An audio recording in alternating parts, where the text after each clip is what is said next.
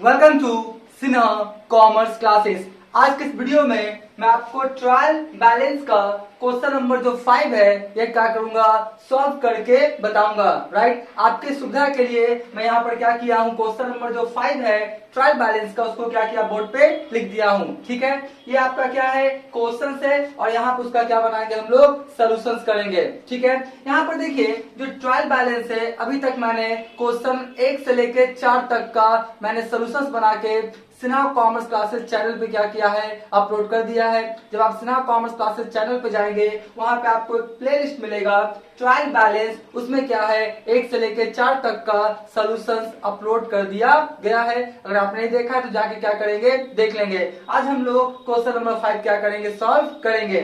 सबसे पहले बात, ये जो क्वेश्चन नंबर 5 है, ये जो क्लास 11 अकाउंटेंसी का बुक है डॉक्टर एस के सिंह का, उससे मैं क्या कर रहा हूँ, सॉल्व करते जा रहा हूँ एस बीपीडी पब्लिकेशन का। और जो मेरा बुक एडिशन है 2022 से 23 वाला है। एक बार फिर से, जो मेरा बुक एडिशन है 2022 से 23 वाला है। अगर आपके पास पुराना वाला बुक है, आपका 18-19, 19-20 या 20-21 का जो एडिशन है, तो हो सके आपका जो आउटपुट सीजीएसटी है या आपका क्या बोलते हैं आउटपुट एसजीएसटी है या इनपुट सीजीएसटी इनपुट एसजीएसटी, ये जो ब्लू पेन से लिखा है ना, शायद ये वाला आपका क्वेश्चन में डेटा नहीं होगा अगर आपके पास पुराना वाला बुक होगा तो। लेकिन अगर आपके पास 2022 से 23 वाला बुक है तो आपका सीजीएसटी और एसजीएसटी इनपुट और आउटपुट का डेटा होगा। ठीक है, तो हम स्टार्ट करते हैं क्वेश्चन नंबर 5 क्या करने के लिए, सॉल्व करेंगे। देखिए मैंने बोलता क्या है क्वेश्चन नंबर 5 में, मिस्टर बादल बनर्जी एज ऑन 31 मार्च 2020, यानी बादल बनर्जी बिजनेसमैन है जिसका आपका 31 मार्च 2020 को पूरा क्या दिया हुआ है, आपका बैलेंसेस का इंफॉर्मेशन दिया हुआ है। एक बार फिर से बोल रहा हूँ, पुराना वाला बुक रहेगा तो यहाँ पे डेट हो सके चेंज होगा, आपका 2019, 2000 आपका 18, 2017 इस तरह से मिल सकता है। ठीक है, और उसके बाद देखिए पूरा क्या डेटा है, मैंने क्या किया है, टाइम को बचाने के लिए मैं सारा जो आपका अकाउंट्स का बैलेंसेस है मैंने यहाँ पे क्या किया, लिख दिया है। बस हम लोग ये फाइंड आउट करेंगे कि कौन सा अकाउंट्स का डेबिट बैलेंस होगा, कौन सा अकाउंट का क्रेडिट बैलेंस होगा। एक बात ध्यान सुनिए, कौन सा अकाउंट्स का डेबिट बैलेंस होता है, कौन सा अकाउंट का क्रेडिट बैलेंस होता है, इसका ऑलरेडी मैंने वीडियो बना दिया है। ट्रायल बैलेंस जो आपका प्लेलिस्ट है उसमें वो वीडियो क्या है, अवेलेबल है। अगर आपने नहीं देखा तो जाके क्या करेंगे, देख लेंगे। ठीक है, तो चलिए स्टार्ट करते हैं हम लोग बनाने के लिए क्वेश्चन नंबर 5। सबसे पहले क्या करेंगे, हम लोग लिखेंगे क्या, ट्रायल बैलेंस ऑफ मिस्टर बादल बनर्जी। बादल बनर्जी है बिजनेसमैन का नाम, लिख दिया। एज ऑन 31 मार्च 2020, कब बना रहे हम लोग, 31 मार्च 2020, वो भी लिख दिया। उसके बाद देखिए नेम ऑफ अकाउंट्स या हेड ऑफ अकाउंट्स जो भी आप लिख सकते हैं, LF ledger folio, debit balance और ये क्या है मेरा क्रेडिट बैलेंस। ठीक है, अब हम लोग क्या करते हैं, स्टार्ट करते हैं। डेबिट वाला डेबिट में लिख देंगे, क्रेडिट वाला क्रेडिट में लिख देंगे, क्वेश्चन मेरा क्या हो जाएगा, सॉल्व हो जाएगा। तो सबसे पहले बात करते हैं हम लोग क्या, स्टॉक 1/4/2019, यानी कौन सा स्टॉक हो गया आपका 1/4/2019 और 31 मार्च 2020, यानी वो ओपनिंग स्टॉक है। कौन सा स्टॉक है, ओपनिंग स्टॉक। तो स्टॉक है ना, तो आपका क्या हुआ, ये आपका करेंट एसेट्स है। और कोई भी एसेट्स रहे, चाहे फिक्स एसेट्स, करेंट एसेट्स, इसका ऑलवेज कौन सा बैलेंस होता है, डेबिट बैलेंस। तो इसको लिखेंगे कि हाँ डेबिट साइड में कितना लिख लीजिए 8000, तो यहाँ पर कितना लिख देंगे हम लोग 8000। ठीक है जी, ध्यान से बस बनाते चलेंगे। सेल्स, सेल्स क्या देख लीजिए, सेल्स कितना 63,000। सेल्स नॉमिनल अकाउंट, आप बेचे हैं गुड्स को, क्या किया, बेचे हैं। इनकम प्रॉफिट हुआ, इनकम प्रॉफिट का हमेशा क्रेडिट बैलेंस होता है। तो सेल्स का आपका इनकम हो गया तो कौन सा बैलेंस होगा, क्रेडिट बैलेंस। कितना आपका 63,000, कितना है 63,000। ठीक है, उसके बाद क्या है आपका रिटर्न्स इनवर्ड। ध्यान से, सेल्स रिटर्न का ही दूसरा नाम क्या है, रिटर्न्स इनवर्ड। एक बार फिर से, सेल्स रिटर्न का ही दूसरा नाम क्या है, रिटर्न्स इनवर्ड। ये एक तरह से क्या है आपका सेल्स रिटर्न है। देखिए मैं यहाँ पे शॉर्ट में लिख देता हूँ, ये क्या है आपका सेल्स रिटर्न है। ठीक है, तो सेल्स का क्रेडिट बैलेंस, तो सेल्स रिटर्न का ठीक इसका अपोजिट कौन सा हो जाएगा, डेबिट बैलेंस। तो सेल्स रिटर्न का कौन हो जाएगा आपका डेबिट बैलेंस, तो कितना आपका 1500, कितना हो गया आपका 1500। तो यहाँ पर कितना लिख देंगे हम लोग 1500। ठीक है जी, उसके बाद क्या है ट्रेड एक्सपेंसेस, कोई भी एक्सपेंसेस लॉसेस का हमेशा डेबिट बैलेंस होता है। व्यापारिक खर्च है, ठीक है, तो कितना हो गया आपका 3400, तो डेबिट में लिख देते हैं कितना 3400। ठीक है जी, उसके बाद अगला कौन सा लिख लीजिए, डिस्काउंट ऑन परचेजेस। ध्यान सुनिए, आपने गुड्स को खरीदा है ना, उस पर आपको क्या मिला है? डिस्काउंट, यानी डिस्काउंट ऑन परचेजेस, यानी डिस्काउंट मिला है। इनकम प्रॉफिट, राइट, तो डिस्काउंट मिला है तो इनकम हुआ। इनकम प्रॉफिट्स का हमेशा क्रेडिट बैलेंस होता है, इसको क्या लिखेंगे हम लोग? क्रेडिट साइड में। आपका क्या हुआ? डिस्काउंट ऑन परचेजेस, कितना आपका? 1000। आपने गुड्स खरीदा है, उस पे आपको डिस्काउंट मिला है, इनकम। इनकम होगा तो कौन सा होगा आपका? Credit balance. बिल्डिंग्स, बिल्डिंग्स क्या है? एसेट्स है, एसेट्स का हमेशा डेबिट बैलेंस होता है, ठीक है। बिल्डिंग्स कितना आपका? 10,000। कितना है आपका? 10,000, तो लिख देंगे कितना? 10,000। उसके बाद फर्नीचर, ये भी क्या है? एसेट्स है, इसका भी कौन सा बैलेंस होगा? डेबिट बैलेंस होगा जी। कितना होगा आपका? डेबिट बैलेंस, ठीक है। उसके बाद सन्ड्री डेटर्स, पैसा लेना है, sundry debtors current assets, debit balance, ठीक है। तो आपका क्या हुआ? सन्ड्री डेटर्स कितना है? 4,250, ठीक है। कैश इन हैंड, ये तो करंट एसेट्स है जी, इसका भी डेबिट बैलेंस होगा, ठीक है। कितना हो गया आपका? 1,000। कितना हो गया? 1,000। फिर देखिए यहाँ पे मैं एक बार फिर से बोल रहा हूँ, मेरा जो बुक एडिशन है 2022 से 23 वाला है, इसलिए मेरे बुक में आपका आउटपुट CGST और आउटपुट SGST मिला है, राइट। अगर आपके पास पुराना वाला बुक होगा तो हो सके ये जो आपका आउटपुट CGST या SGST ये वाला इंफॉर्मेशन दिया हुआ नहीं रहेगा, तो नहीं रहेगा तो ये दोनों आप क्या करेंगे? हटा के आप बना लेंगे। और मेरा वाला में दिया हुआ है 2022 से 23 वाला में, तो इसके साथ कैसे बनेगा? ध्यान से पहले मैं बता देता हूं, एक चैप्टर ही है accounting for goods and services tax. एक बार फिर से एक चैप्टर आपको मिलेगा जर्नल के ठीक बाद, accounting for goods and services tax. उसमें CGST किसे कहते हैं, SGST किसे कहते हैं, UTGST किसे कहते हैं, IGST किसे कहते हैं, उसका पूरा जर्नल एंट्रीज कैसे करते हैं, तमाम तरह का वीडियोस बना के क्या किया मैंने अपलोड कर दिया है। वो चैप्टर जाकर आप देख लेंगे। अकाउंटिंग फॉर आपका गुड्स एंड सर्विसेज टैक्स एक प्लेलिस्ट बना हुआ है सिन्हा कॉमर्स क्लासेस चैनल में, उसमें जाके क्या करेंगे आप देख लेंगे। और वो पढ़ना अब जरूरी है क्योंकि अब क्या लागू हो गया है आपका GST, तो समय के साथ चलेंगे, इसलिए GST वाला जो आपका क्या है, GST वाला क्या है जो आपका चैप्टर है वो भी क्या करेंगे? पढ़ लेंगे, ठीक है। मैंने ऑलरेडी उसका वीडियोस बना के प्लेलिस्ट बना के अपलोड कर दिया, ठीक है। तो यहाँ पे सवाल उठता है कि आउटपुट CGST का कौन सा बैलेंस होगा? आपका central goods and services tax और state goods and services tax, पूरा वीडियो अवेलेबल है accounting for goods and services tax में, जाके देख लेंगे। तो देखिए आउटपुट CGST होता क्या है कि जब बिजनेसमैन गुड्स सर्विसेज को बेचता है, राइट, जब बिजनेसमैन गुड सर्विसेज को बेचता है तो कस्टमर से क्या करता है? GST लेता है। कस्टमर से क्या लेता है? GST लेता है। तो जब आपका बिजनेसमैन गुड सर्विसेज को बेचता है और कस्टमर से क्या लेता है? आपका GST, तो उसी को बोलते हैं हम लोग क्या है? आउटपुट CGST और आउटपुट SGST। बात समझ गए? तो आपका क्या हुआ? कस्टमर से आपने क्या किया? GST का पैसा लिया जब आपने गुड सर्विसेज को बेचा।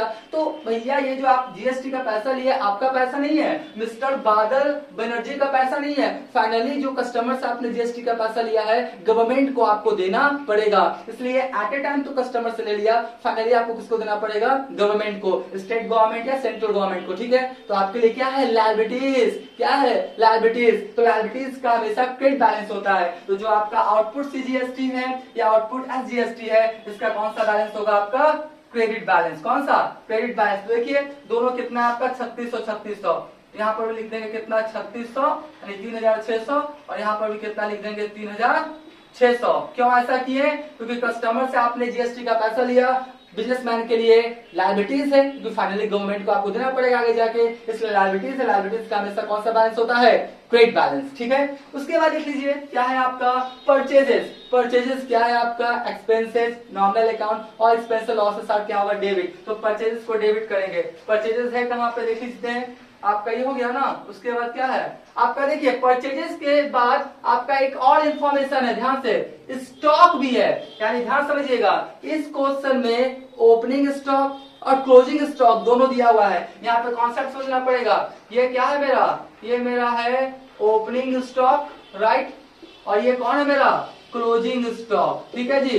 ध्यान से, कौन है मेरा? Closing stock. अब ध्यान से कॉन्सेप्ट को सुनिए। जब आपके क्वेश्चन में ओपनिंग स्टॉक और क्लोजिंग स्टॉक दोनों दिया है, अब आप बोलेंगे सर कैसे पता है कि ओपनिंग स्टॉक है? देखिए 1/4/2019 ये ओपनिंग डेट है, तो ओपनिंग स्टॉक 1/30/2019 31/3/2020, यानी क्या है आपका क्लोजिंग स्टॉक, यानी ओपनिंग में दिया हुआ है ओपनिंग डेट को तो ओपनिंग स्टॉक, क्लोजिंग में दिया हुआ स्टॉक तो क्लोजिंग स्टॉक। ठीक है, तो इस क्वेश्चन में ओपनिंग स्टॉक क्लोजिंग स्टॉक दोनों दिया हुआ है, तो ध्यान से कॉन्सेप्ट सुनिए। जब आपके क्वेश्चन में ओपनिंग स्टॉक क्लोजिंग स्टॉक दोनों दिया रहेगा तो ओपनिंग स्टॉक तो ट्राई बैलेंस के अंदर लिखेंगे, राइट, लेकिन क्लोजिंग स्टॉक को ट्राई बैलेंस के बाहर लिखेंगे।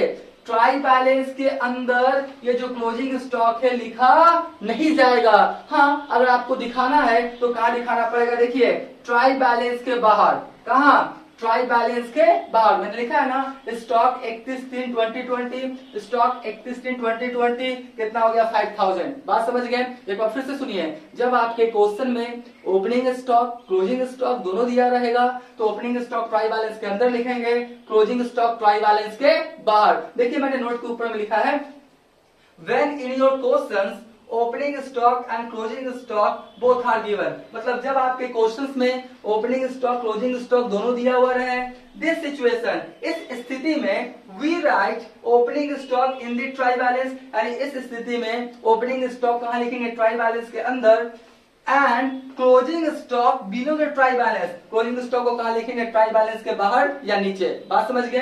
तो बोलता है क्या है, when in your questions opening stock closing stock both are given, this situation we write opening stock in the trial balance and closing stock below the trial balance. ठीक है, अब लेकिन यहाँ पे और मैं कॉन्सेप्ट दूंगा, मैं ये बताऊंगा ऐसा क्यों होता है। ठीक है, ओपनिंग स्टॉक क्लोजिंग स्टॉक दिया हुआ है, ओपनिंग लिखे अंदर क्लोजिंग लिख दिया बाहर, ये तो कोई भी बता देगा। ऐसा क्यों होता है, कॉन्सेप्ट देने की कोशिश करता हूं, समझिएगा। जैसे मान लेते हैं आपका एक रेस्टोरेंट है, आपका क्या है एक रेस्टोरेंट है, और रेस्टोरेंट में कस्टमर को आप रोटी वगैरह क्या करते हैं खिलाते हैं, तो रोटी किससे बनता है आपका आटा से। तो मैं आपको समझाता हूँ कि आपका एक रेस्टोरेंट मान के चलिए और आपका क्या करते हैं कस्टमर को आप रोटी क्या करते हैं खिलाते हैं, रोटी किससे बनता है आटा से। तो मान लेते हैं आपके पास पहले से जो आटा था, आपके पास पहले से आटा था मान लेते 100 केजी, पहले से आटा कितना था 100 केजी। हम आशा करते हैं ये सब आपको दिखाई पड़ रहा है, बोर्ड थोड़ा छोटा इसके लिए सॉरी। तो पहले से आपके पास आटा कितना था 100 केजी, और उसके बाद आपने क्रय किया, क्या क्रय किया आटा आपने क्या किया क्रय किया, मान लेते हैं 500 केजी, कितना 500 केजी, तो आपके पास कितना हो गया अभी 600 केजी। पहले से आटा कितना था आपके पास 100 केजी, और आपने आटा कितना फिर खरीदा 500 केजी, टोटल आटा कितना हो गया 600 केजी। उसके बाद रोटी जो बना मान लेते हैं 400 केजी का, 400 केजी का रोटी क्या हो गया, रोटी क्या हो गया बना। ठीक है, रोटी क्या हो बना। तो अब आपके पास कितना बचेगा, कितना बचेगा 200 केजी बचेगा ना आटा 200 केजी। तो बात को समझिएगा, पहले से आपके पास 100 केजी आटा था, 500 केजी आटा आपने और परचेस किया, टोटल आटा कितना हो गया 600 केजी, 600 में 400 केजी का रोटी बन गया। तो फाइनली अब आपके पास आटा कितना बचा 200 केजी। तो ध्यान सुनिए, ये जो आटा 200 केजी बचा है, ये आपका जो आपके पास पहले से आटा था 100 केजी और 500 केजी खरीदा, इसी का ना ये पाठ है ना, इसी का ना पाठ है। पहले से आपके पास 100 केजी था आटा खरीदा, 500 केजी 600 केजी 400 का रोटी 400 केजी का रोटी बन गया। तो 200 केजी जो बचा ये आपका पहले से जो आटा था 100 केजी और 500 केजी, इसी का ना ये पाठ है। बात समझ रहे हैं ना। तो जब एक बार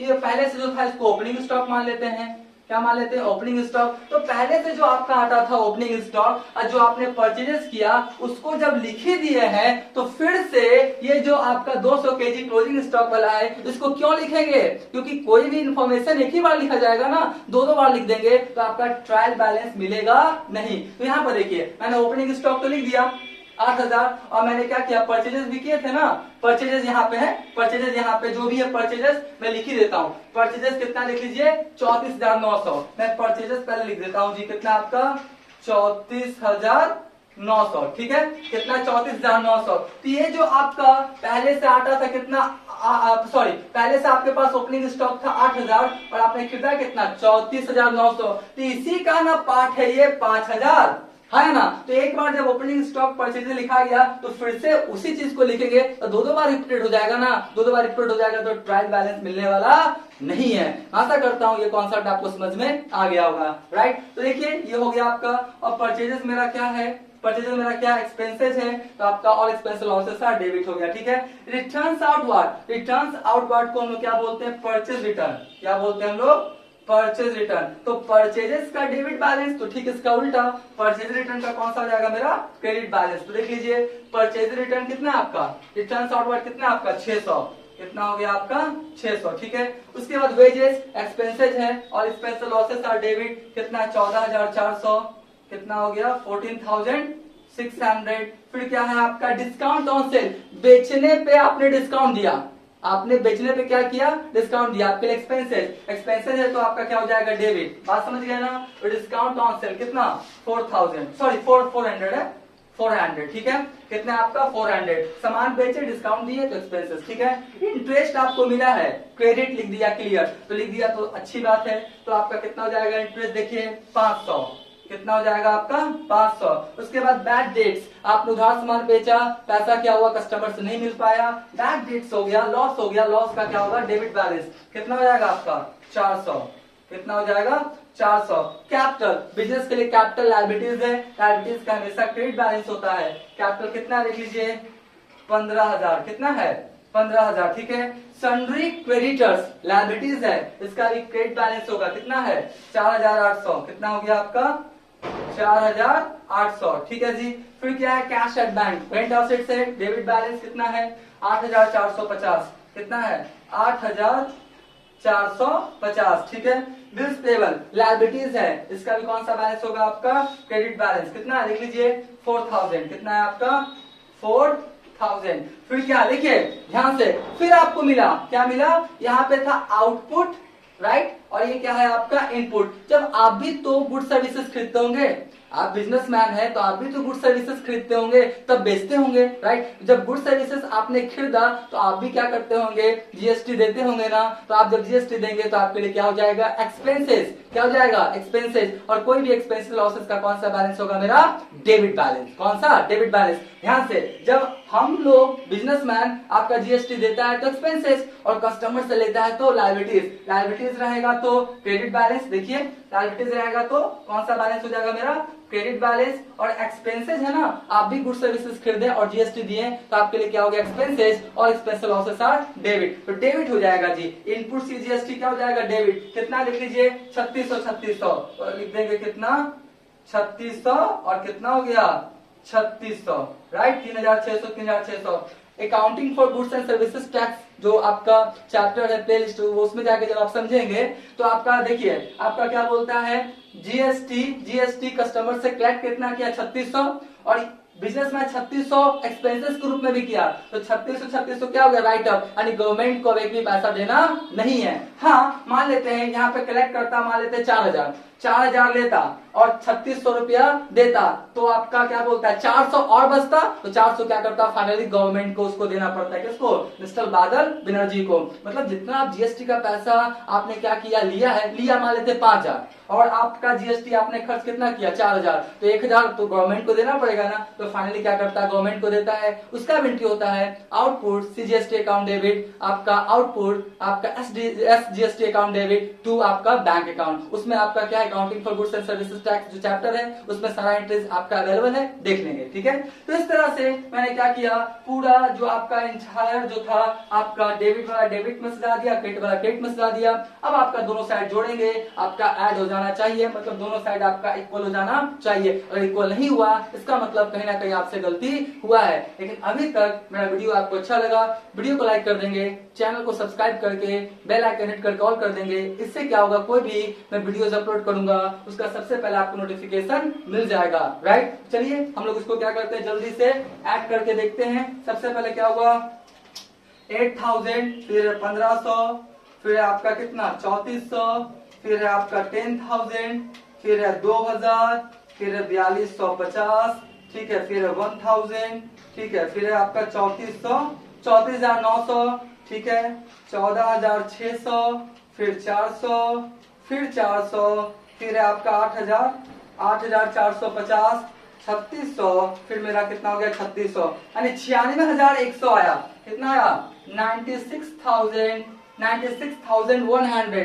तो इधर भी कितना आना चाहिए आपका 96,100 ठीक है। इसको भी जोड़ लेते हैं 63,000 उसके बाद क्या हुआ 1,000 फिर 36 दूनी 7200 हो गया सीधा सीधी, फिर आपका 600 फिर 500 फिर कितना हो गया आपका 15,000, फिर हो गया आपका 4,800, फिर कितना हो गया मेरा 4,000, 96,100। बिल्कुल, तो दोनों साइड मेरा क्या हो गया, मिल गया, है ना। और जब ट्रायल बैलेंस दोनों साइड मिल जाता है तो अंदर से बहुत ज्यादा क्या होता है, खुशी होता है। ठीक है, आप क्या करें, इसका स्क्रीनशॉट ले लें।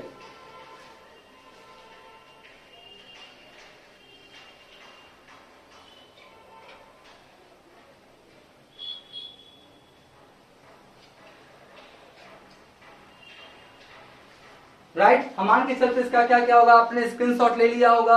अब आने वाले वीडियोस में जो भी इसका क्वेश्चन 6, 7, 8, 9 जितने भी आपका आपका क्वेश्चन है सभी का सॉल्यूशंस अपलोड कर दिया जाएगा।